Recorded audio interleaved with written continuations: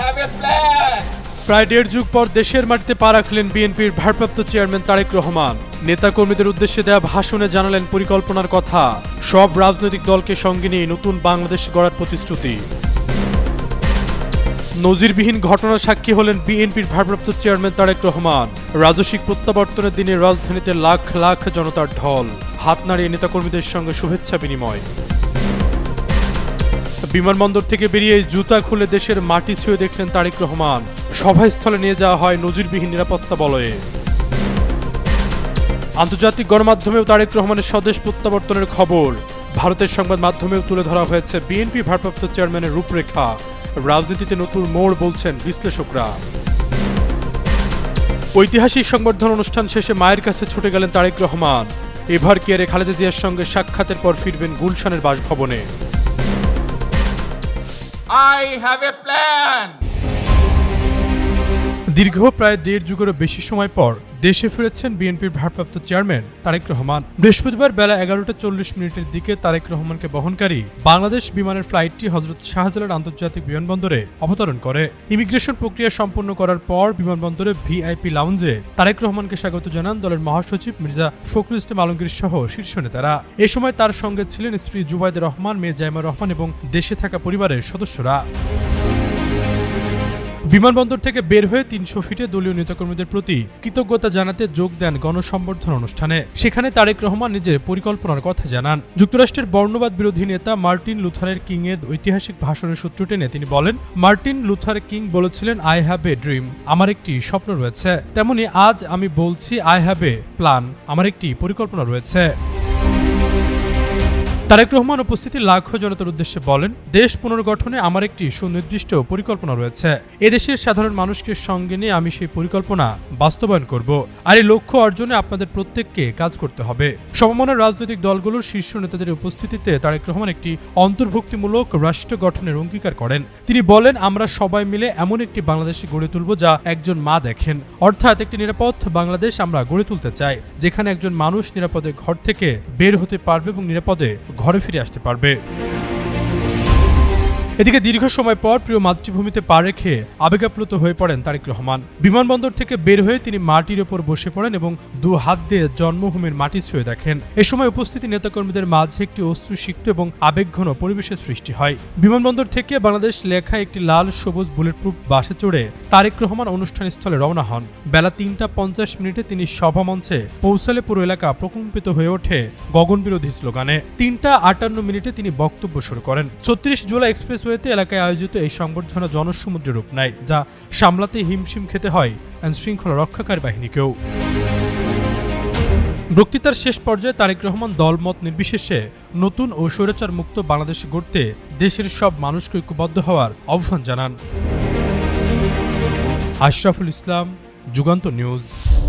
মুচলেকা দিয়ে দেশ ছাড়ার পর এভাবেও যে ফেরা যায় তা প্রমাণ করে ছাড়লেন বিএনপির ভারপ্রাপ্ত চেয়ারম্যান তারেক রহমান। তার এই রাজস্বিক প্রত্যাবর্তনের দিনে লাখ লাখ জনতার ঢল নেমে আসে ঢাকার রাস্তায়। যতদূর চোখ যায় শুধু মানুষ আর মানুষ।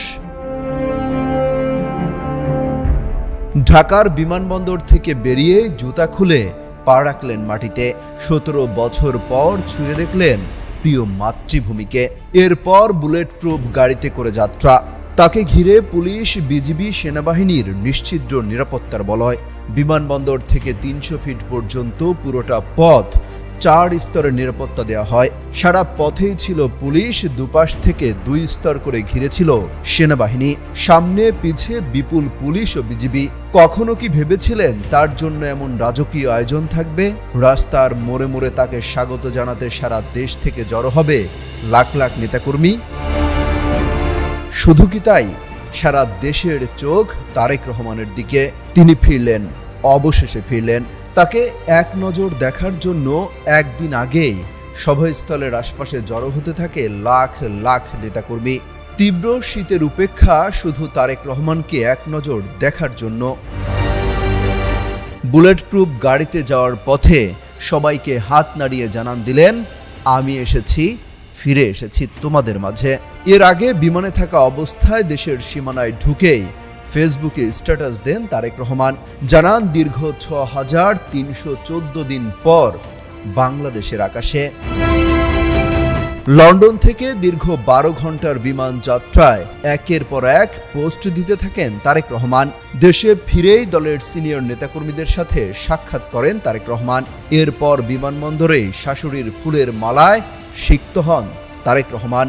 সঙ্গে ছিলেন স্ত্রী জুবাইদা রহমান ও মেয়ে জাইমা রহমান। তাদের সাথে দেশে ফিরেছে তাদের প্রিয় জেবু। বিএনপি জানায় তারেক রহমানের এই স্বদেশ প্রত্যাবর্তন ঘিরে অন্তত ৫০ লাখ নেতাকর্মী ঢাকায় নিয়ে আসার প্রত্যাশা ছিল তাদের। তবে সংখ্যা না গোনা গেলেও যে জনসমুদ্র হয়েছে তার রীতিমতো নজিরবিহীন। অমিত হাসান রবিন, যুগান্তর নিউজ। ও আমার দেশের মাটি তোমার পরে ঠেকায় মাথা। রবীন্দ্রনাথের গানটির মর্ম কেবল তিনিই জানেন, যিনি দেশকে ভালোবাসেন, দেশের মাটির টান অনুভব করেন। এমনই একজন বিএনপির ভারপ্রাপ্ত চেয়ারম্যান তারেক রহমান। একটি দুটি নয়, দীর্ঘ ১৭ বছর ধরে বাধ্যগত ছিলেন লন্ডনে। আর তাই তো দেশে ফিরে জুতা খুলে ছুঁয়ে দেখলেন দেশের মাটি। এ দৃশ্য উপস্থিত মানুষের হৃদয়ে দাগ টেনে যায়। অনেকে বিস্মিত হয়ে দৃশ্যটি উপভোগ করেন, আবার কেউ কেউ আবেগঘন মুহূর্তটি ক্যামেরাবন্দি করেন। বৃহস্পতিবার বেলা ১:১২টায় তাকে বহনকারী বাংলাদেশ এয়ারলাইন্সের একটি বিমান হজরত শাহজালাল আন্তর্জাতিক বিমানবন্দরে অবতরণ করে। এ সময় বিএনপির সিনিয়র নেতারা তারেক রহমানকে স্বাগত জানান। গোলাপ ফুলের মালা দিয়ে তারেক রহমানকে বরণ করেন তার শাশুড়ি সৈয়দা ইকবাল মান্দবানু। এর আগে সকাল ৯:৫৫ সিলেটের ওসমানী আন্তর্জাতিক বিমানবন্দরে অবতরণ করে তারেক রহমানকে বহনকারী বিমানটি। এরপর সিলেটে প্রায় ১ ঘণ্টা যাত্রাবিরতি শেষে বেলা ১১:০৪ ঢাকার উদ্দেশ্যে যাত্রা শুরু করে। The tainted election in 2014 and 2008 অবসান ঘটল বিএনপির ভারপ্রাপ্ত চেয়ারম্যান তারেক রহমানের ১৭ বছরের অপেক্ষার। অবশেষে দেশে ফিরছেন বিএনপির এই শীর্ষ নেতা। বিষয়টি নিয়ে শুধু দেশেই নয়, সবর আন্তর্জাতিক সংবাদ মাধ্যমগুলো Al Jazeera, BBC, Deutsche Welle, Reuters সহ বহু আন্তর্জাতিক সংবাদ মাধ্যম তারেক রহমানের ফেরাকে গুরুত্ব সহকারে তুলে ধরছে। এবং তা কেবল রাজনৈতিক একটি খবর নয়, এটি বাংলাদেশে পরবর্তী নির্বাচন, রাজনৈতিক ভারসাম্য ও গণতান্ত্রিক প্রক্রিয়ার উপর বড় প্রভাব ফেলতে পারে এমন হিসেবেই দৃষ্টি আকর্ষণ করছে। আন্তর্জাতিক সংবাদ মাধ্যম আল জাজিরা তারেক রহমানের ১৭ বছরের নির্বাসন শেষে দেশে ফেরার সংবাদটি বেশ গুরুত্বের সাথে প্রকাশ করেছে। প্রতিবেদনে তারেক রহমানের প্রত্যাবর্তনকে একটি রাজনৈতিক মাইলফলক ও সংকটপূর্ণ রাজনৈতিক পরিস্থিতির একটি গুরুত্বপূর্ণ মোড় হিসেবে তুলে ধরা হয়েছে, যেখানে আগামী নির্বাচনের প্রেক্ষাপট, রাজনৈতিক উত্তেজনা, নিরাপত্তা এসব জটিল দিকে গুরুত্ব সহকারে আলোচনা করা হয়েছে। আন্তর্জাতিক বার্তা সংস্থা রয়টার্স তার প্রতিবেদনে উল্লেখ করেছে যে তারেক রহমানের প্রত্যাবর্তন রাজনৈতিকভাবে অত্যন্ত প্রাসঙ্গিক, কারণ আগামী জাতীয় নির্বাচন সামনে রেখে তিনি বিএনপির শক্তিশালী নেতা এবং সম্ভাব্য প্রধানমন্ত্রী অন্যতম প্রধান প্রার্থী হিসেবে বিবেচিত হচ্ছেন। রয়টার্সের প্রতিবেদনে আরও বলা হয়েছে, বাংলাদেশের রাজনৈতিক অস্থিরতা থাকলেও বিএনপি তার নেতৃবৃন্দের সমর্থনে ব্যাপক প্রস্তুতি নিচ্ছে। ভারতের টাইমস অব ইন্ডিয়া আন্তর্জাতিক পাঠকদের জন্য বিশ্লেষণ করেছে যে তারেক রহমান দীর্ঘ সময় লন্ডনে নির্বাসনে ছিলেন এবং দেশে ফিরে রাজনৈতিক গতিবিধিকে নতুনভাবে চালিত করবেন, বিশেষ করে যখন দেশটি নির্বাচন পর্যায়ে দাঁড়িয়েছে এবং রাজনৈতিক পরিবেশে অনেকটা পরিবর্তন এসেছে। এদিকে ভারতের আরেক সংবাদ মাধ্যম এনডিটিভি এক বিশেষ প্রতিবেদন লিখেছে। প্রতিবেদনের শিরোনাম, নির্বাসন থেকে ফিরছেন জিয়া পুত্র, বাংলাদেশের জন্য তারেক রহমানের গেম প্ল্যান কি। সেখানে তারেক রহমান কিভাবে দেশ পরিচালনা করতে চান তার রূপরেখা তুলে ধরা হয়েছে। ২০২৪ সালে ৫ আগস্টের পর থেকে একাধিক ভাষণ ও প্রকাশ্যে বক্তব্যে তারেক রহমান নিজেই এসব রূপরেখা তুলে ধরেছেন। এছাড়াও তার রাজনৈতিক জীবন, নির্বাসনের পেছনে কারণ এবং ফেরার পটভূমি নিয়ে একটি বিস্তৃত প্রতিবেদন প্রকাশ করেছে। ফাতেমা ফাতেহ জান, যুগান্তর নিউজ।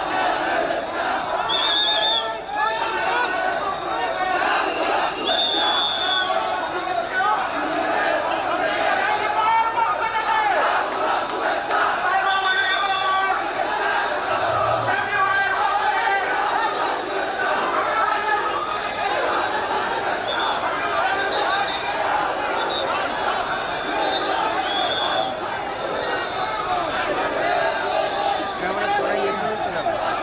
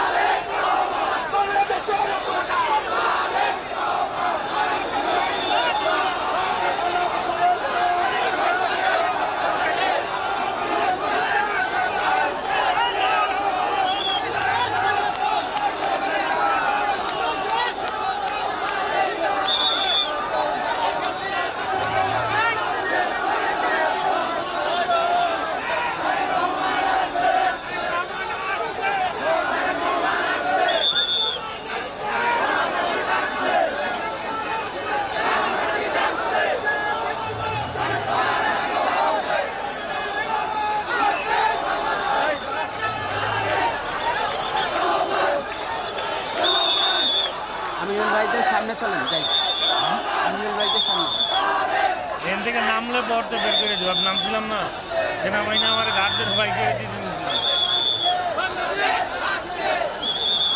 তুমি পারলে তো